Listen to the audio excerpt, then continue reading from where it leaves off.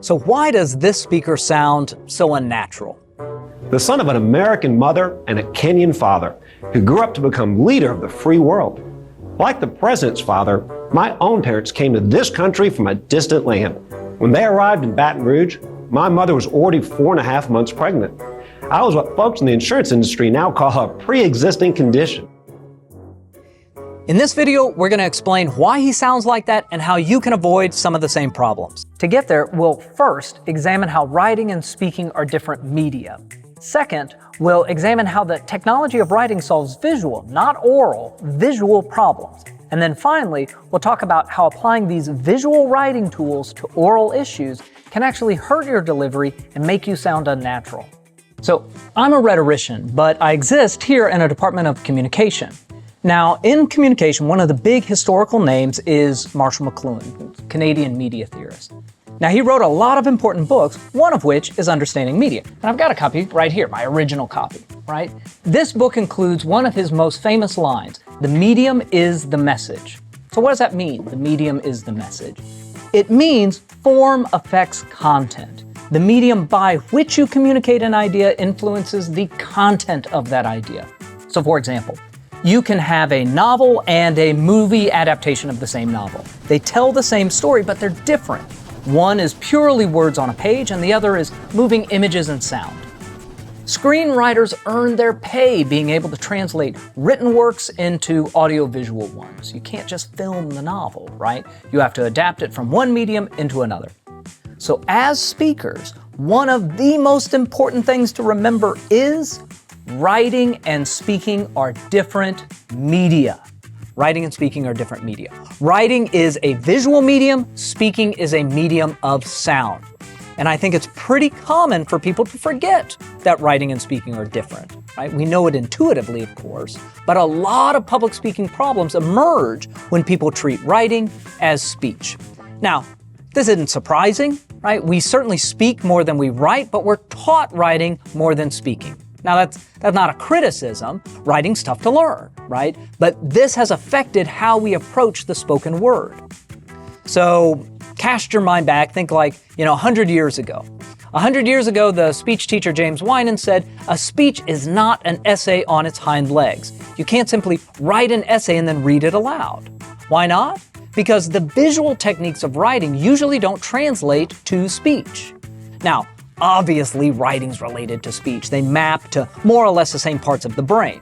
But the technology of writing as a visual medium has developed a massive repertoire of symbols and practices to efficiently communicate meaning. And that's developed over time, right? Writing's a human invention. It's like the wheel, right? But it's gotten better over time. That technology of writing solves visual problems. So, think of those scholars 1,500 years ago, right? Laboring away in a candlelit scriptorium, right? They're deciphering a Latin scroll. Now that scroll was written with no punctuation or spaces between the words. That's how you wrote, that's how you read. The practice of scripto continua was the norm. It still is in languages like Thai. Now, in modern day, we're used to spaces and punctuation. Without them, it's tough for us to read. So for example, this phrase is probably hard for you to read. I had a hard time typing it. Why is that? Over time, writers created an entire symbol library to help readers parse meaning. Now, one of the effects of this has been that readers can now read pretty long sentences without getting confused, right? Think of all the graphic ways we have to divvy up a text. We have paragraph breaks, section headers, page numbers, chapters. We dial into the sentence level, and we have a ton of visual tools. So in English, we have left to right orientation. We can use quotation marks to signal a different speaker. Italics, right? I can't speak in italics, right? I can stand at an angle when I'm talking, but the audience is just going to think I'm drunk. All of this is to say, the written word is an evolving technological marvel, but it evolves in medium-specific ways. These conventions solve visual problems for writers and readers, right? Speakers don't need paragraph breaks. So what happens when you take something that was written for the eye and try to perform it? Well, the results are usually not that great. And that's because applying these visual writing tools to speeches can actually hurt your delivery and make you sound unnatural. So I want to show you a clip, and this is back when Donald Trump had just been elected U.S. president. And the big issue was how his business holdings were going to be managed during his term. Now, to make this announcement, they sent out a lawyer to read a statement to the press. We actually don't need to go into a whole bunch of contextual detail here. The relevant point for us is how much the script set up the speaker for failure. Clearly, this was a script that was written for the eye. It has long, legalistic sentences, and they just sent out this poor person with this complicated text in front of national news cameras. And here's what happened. Good morning. It's my honor and privilege to be here today at President-elect Trump's request. As you know, the business empire built by President-elect Trump over the years is massive, not dissimilar to the fortunes of Nelson Rockefeller when he became vice president. President-elect Trump wants the American public to rest assured that all of his efforts are directed to pursuing the people's business and not his own. The primary conflicts of interest statute, since some have questioned this, is Section 18 U.S.C. 208, and it's simply inapplicable by its terms. And this is not just our interpretation. It's Congress itself who made this clear in 1989 when it amended Section 18 U.S.C. 202 to state that, except as otherwise provided, the terms office and employee in Section 208 shall not include the President. It creates a complete separation from President-elect Trump and separates him and prevents him from participating in the business. I could show more there, but that's plenty. You get the idea. And I have been in that exact position many times. It's awful. It's miserable. You're just trying to muddle your way through. But I show this example because it illustrates some of the common problems of reading an overly writerly manuscript. So let's talk a little bit about what's going on in this clip.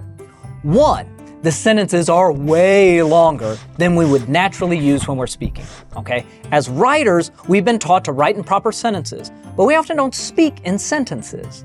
A reader can understand a really long sentence, but it's really hard for a listener to, okay? When we speak conversationally, we tend to use shorter words and shorter phrases. That's not dumbing down content, that's just the nature of spoken language.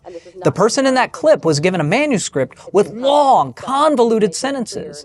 And those sentences might be useful in a contract, but they're not useful in a speech. So what happens? She just kind of trips her way all over them, right? She needs a compass and a map to figure her way out of some of those phrases. Section 208 shall not include the President. Another issue with that manuscript is vocabulary. Now, when we speak naturally, odds are we're going to hear a whole bunch of stuff like hedging devices and intensifiers. So hedging devices are things like, oh, sort of, kind of, intensifiers, intensify, so stuff like, oh, very, really, that sort of stuff. And it's important to understand hedging devices, intensifiers. Those words aren't junk. They are the very stuff of human speech. They provide important cues to listeners. They contribute to tone. They also give you, as a speaker, a little extra time to figure out what you're going to say. All that stuff of speech gets edited right out of writing, right? You write something with sentence fragments, hedging devices, intensifiers, and your fifth grade grammar teacher is going to go after that with a red marker. Cut that out. Unnecessary. That stuff is unnecessary for writing, but it is essential for speaking. So our person at the podium there had something that was just written too tightly. There wasn't any naturalness to it, so she sounds kind of wooden. Finally, the manuscript really hurts her pitch variation.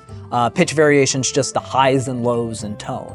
Now, from research, we know that most audiences reward good pitch variation. At least they do in languages like English and Dutch and German, stuff like that. Pitch variation is essential to good speaking, but odds are, if you're reading a manuscript, it's probably going to be more monotone.